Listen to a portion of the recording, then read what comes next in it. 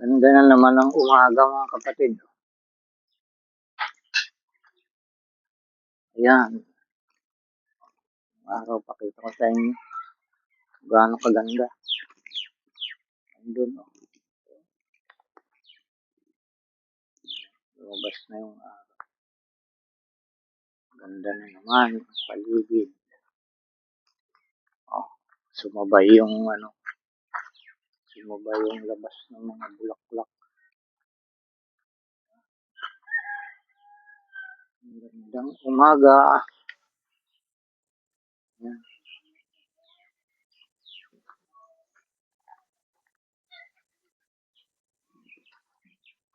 Alas 6:19 na mga kapatid ng umaga.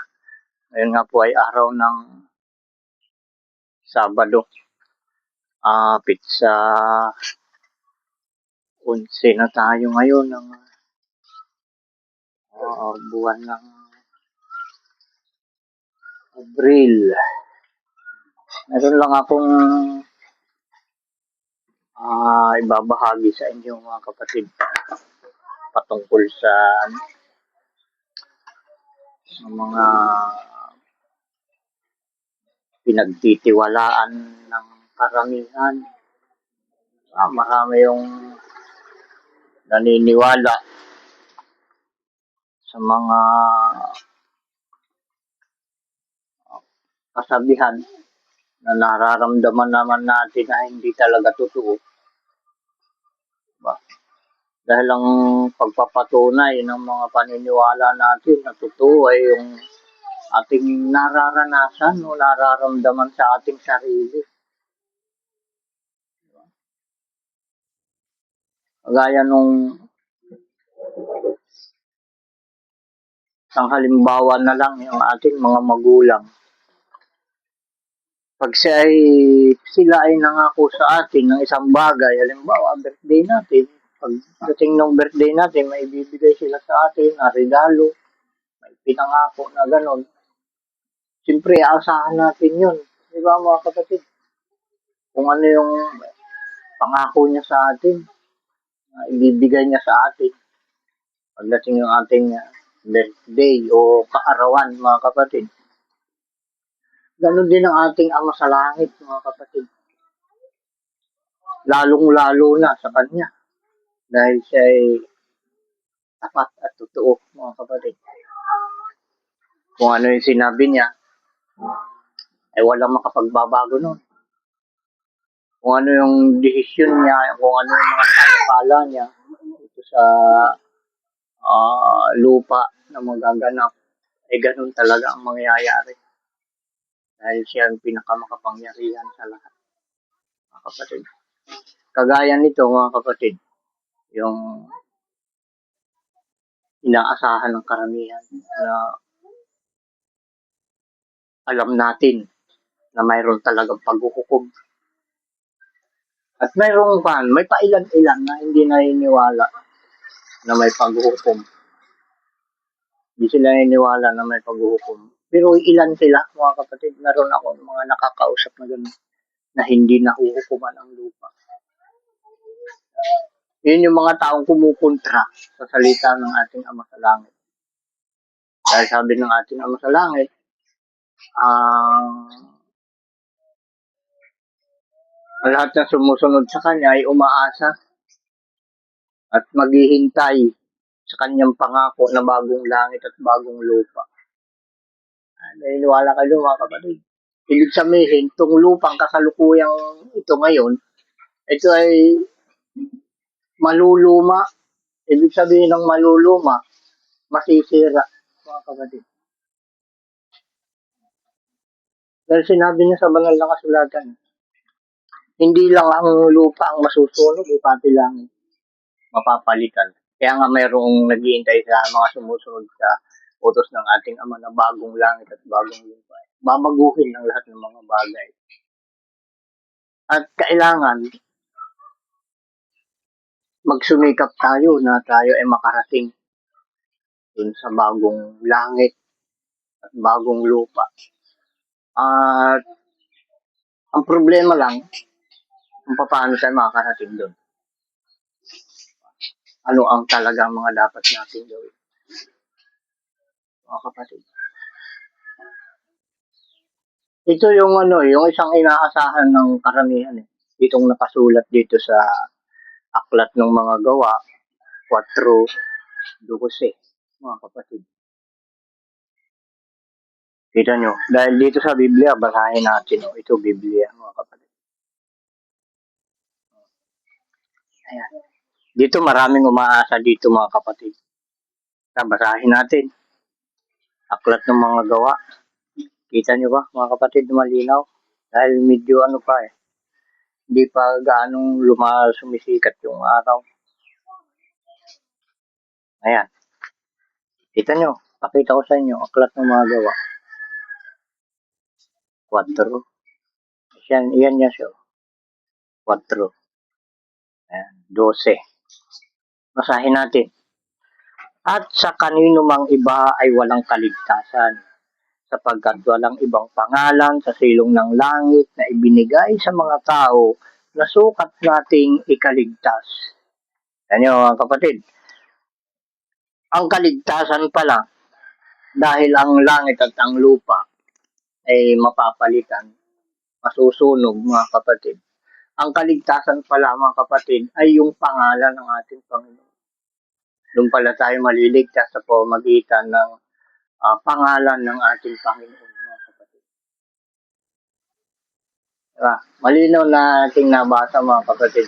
Walang ibang pangalan sa silong ng langit na ibinigay sa mga tao na sukat nating ikaligtas. Ngayon, yung pangalan yun, alam na ba natin, mga kapatid? Dahil nabanggit ka natin doon sa Apokalipsis 3:12 na siya mayroong bagong pangalan. Alam niyo, mga kapatid, tingnan natin kung kayo sa inyo na mga bago pa lang nakarinig na sinasabi ko na ang ating Panginoon ay may bagong pangalan. Yan po ay nakasulat sa aklat ng Apokalipsis 4. Ayan, Apokalipsis 3:12, mga kapatid. Ayan tingnan natin mabuti. Ito ilang beses ko na naiparating sa inyo. Ayan, sa mga bago. Ayan, sa mga bagong na makakarinig nito, mga kapatid. At makakaalam. Ngayong oras na ito yung pagkakataon para ito inyong malaman, mga kapatid. Dahil ito ay para sa lahat ng tao na naghahangad ng kaligtasan. Dahil ang kaligtasan ay nasa pangalan ng Panginoon, mga kapatid. Kababasa lang natin. At ito, sinasabi ko sa inyo, kailangan nating alamin yung bagong pangalan ng ating Panginoon, mga kapatid. Ayun, yung Apokalipsis 3:12. May bago siyang pangalan. Ito yung patunay, mga kapatid. Ang magtagumpay ay gagawin kong haligi sa templo ng aking Diyos. At hindi na siya'y lalabas pa doon. At isusulat ko sa kanya ang pangalan ng aking Diyos at ang pangalan ng bayan ng aking Diyos, ang bagong Jerusalem na mananaog buhat sa langit mula sa aking Diyos at ang aking sariling bagong pangalan. Di ba? Kapatid, malinaw, meron siyang bagong pangalan, mga kapatid. Hindi yung ating kinagisnan na pangalang Kristo. Hindi yon. Basta manood lang tayo dito palagi, makinig. Malalaman ninyo kung ano yung pangalan na yun na bago. At yung iba, mga kapatid, na matagal nang nanonood dito at nakikinig, alam na nila kung ano yun. Yung pangalan yun na bago ng ating Panginoon. Dahil ito yung isa, mga kapatid na dapat pa nating malaman dun sa aklat ng Mateo 7:21. Kita nyo, mga kapatid, basahin natin. Yan yung Mateo siya andyan. Okay. Malabo ata. Ito na naman yung sinasabi ko eh. Na lumalabo itong cellphone ko pag ah, nasasagi. Yan o. Ayan, luminaw na. Yan yung Mateo mga kapatid. Yan yung 7. 21 yung ating dapat basahin. Ayun o. Ayan. Basahin na natin mga kapatid. Hindi ang bawat nagsasabi sa akin, Panginoon, Panginoon ay papasok sa kaharian ng langit, kundi ang gumaganap ng kalooban ng aking Ama na nasa langit. Ano ba, mga kapatid? Yung gumagawa ng kalooban ng ating Ama sa langit, ang papasok sa kaharian ng ating Ama na nasa langit, mga kapatid. Ngayon, yung kalooban ng ating Panginoon na si Isa o Ama na sa langit, ang gusto niya, ang ibig sabihin ng kalooban, yung gusto niya na mangyari sa mga tao, sa kanyang mga anak, na maligtas mga kapatid at makapasok sa kaharian ng langit, ay yung meron lang mga tatak ng kanyang bagong pangalan sa kanilang mga noo, mga kapatid. Dahil yun yung kalooban niya, malagyan ng tatak sa noo ang kanyang mga alipin at lingkod. Comment lang kayo mga kapatid kung ano pa yung gusto ninyong malaman at hindi kayo mapapahiya. Malalaman ninyo mga kapatid sa pamamagitan ng inyong pagtatanong sa huling sugo ng ating Panginoong si Isawa.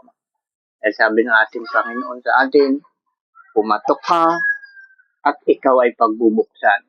Humingi ka at ikaw ay kanyang bibigyan. Yun lang mga kapatid.